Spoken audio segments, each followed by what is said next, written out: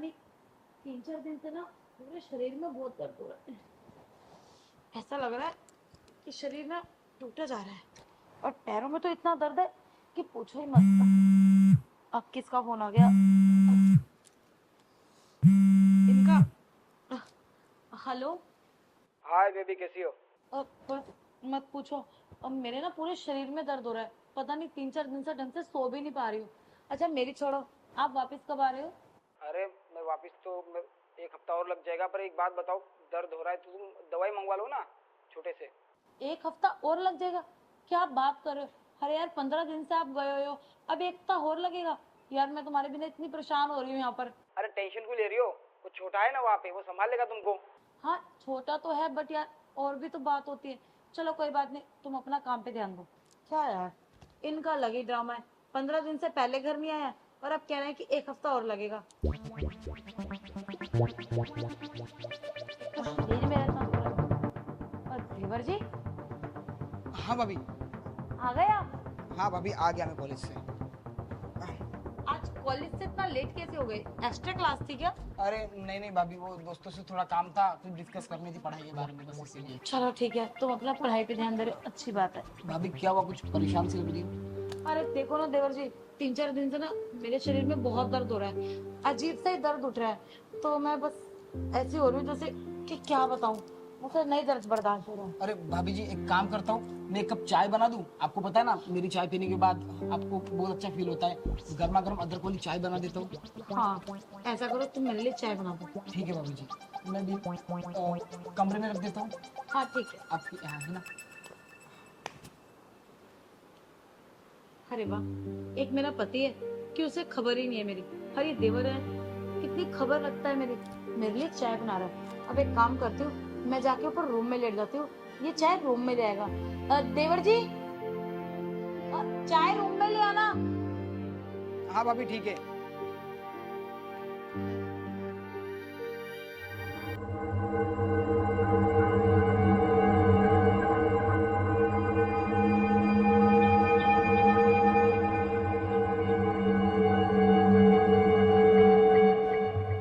माफ करिएगा भाभी, ये जो 4-5 दिन से आपको सर दर्द, बदन दर्द, ये सब हो रहा है ना, ये सब इस दवाई की वजह से हो रहा है। इस दवाई की वजह से आप आराम से 2 घंटे के लिए ना सो जाती हो, और उसके बाद पर क्या करूं भाभी, मैं आपको इतना पसंद करता हूँ, प्यार करने लगा हूं आपसे, और भैया कि आपको टाइम नहीं देते। अच्छा, तो देवर जी के दिमाग में ये गन चल रहा है मेरे लिए। अरे इन्हें शर्म नहीं आती कि मेरे साथ ये सब करते हुए? तभी मैं सोचूं कि इतने दिन से मेरे शरीर में दर्द क्यों हो रहा था। ये डेली मुझे नींद की दवाई देते और ना जाने नींद की दवाई दे मेरे साथ क्या ही कर लेते होंगे। लेकिन नहीं नहीं, अब इन्हें नहीं छोड़ूंगी। आज इन्हें ऐसा मजा सिखाऊंगी कि ये जिंदगी भर याद रखेंगे कि इनके साथ हुआ क्या है। एक काम करती हूँ, जो चाय ये लेके आएंगे ना उसे आज मैं पीऊंगी नहीं और इन्हें फिर रंगे हाथ पकड़ूंगी। तो मुझे इसी से अपना काम चलाना पड़ा। अगर मैं अपने दिल की बात आपको कह दूं ना, तो आप बुरा मान जाओगी और भैया को कह दोगी, क्योंकि आप भाभी और देवर की रिश्तों की इतनी रिस्पेक्ट जो करती हो। पर भाभी जी, मेरे पास ना इसके अलावा और कोई ऑप्शन नहीं था। इसी के जरिए तो मैं आपसे अपने दिल की बातें कह पाता हूँ, आपसे अपने दिल के राज कह पाता हूँ, और इसी के जरिए मैं आपसे अपना वो प्यार ले लेता हूँ जो मैं आपसे चाहता हूँ। कोई बात नहीं, अब ये दवाई ही मेरा सहारा है भाभी। चलो, इससे पहले कि आप रूम पहुंचो तब तक मैं भी पहुंचता हूँ चाय लेके।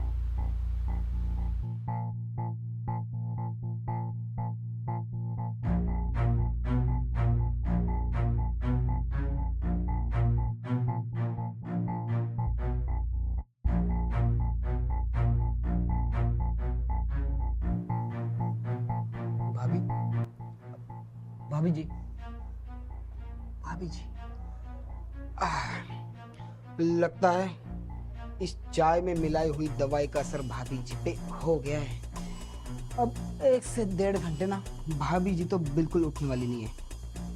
माफ करिएगा भाभी जी, मुझे पता है इस दवाई से आपको ना बहुत प्रॉब्लम हो रही है। अब आपका बदन दर्द हो रहा है, सर दर्द हो रहा है, पर क्या करता, इसके अलावा मेरे पास और कोई ऑप्शन ही नहीं था।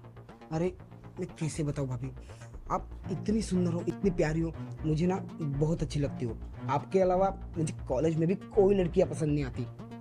पर अगर ये बात मैं आपको ऐसे बोल देता तो मुझे बताएं, आपको ना बहुत बुरा लगता, आप शायद मुझे चाटा तक मार देती, फिर भैया को बता देती और भैया मुझे पता नहीं मेरे साथ क्या व्यवहार करते।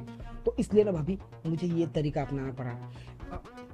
इस दवाई की वजह से ना मुझे आपको करीब से देखने का मौका मिल रहा है, मुझे आपको छूने का मौका मिल रहा है भाभी जी। अब मैं भी कितना बुद्धू यार, अब इतना अच्छा मौका मिला है, हाँ? और मैं बातों में टाइम वेस्ट कर रहा हूँ। अरे ये टाइम बातों में वेस्ट करने का नहीं, कुछ करने का है, इससे पहले भाभी ना नींद से उठ जाए।